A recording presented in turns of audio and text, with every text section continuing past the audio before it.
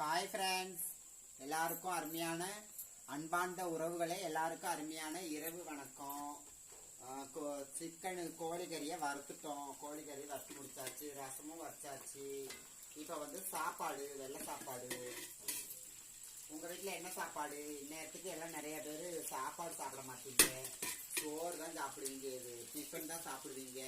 நாங்கள் டிஃபனும் சாப்பிடுவோம், இதுவும் சோறும் சாப்பிடுவோம்.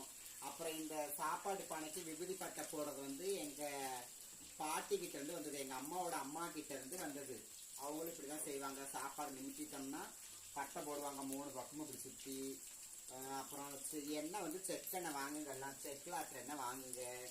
இந்த எண்ணெய் 350 ரூபா கடலெண்ணெய், சுத்தமான எண்ணெய். நம்ம கண்ணு முன்னாடியே ஆட்டி கொடுப்பாங்க, இன்னும் கூட வாங்கிட்டு வரலாம்.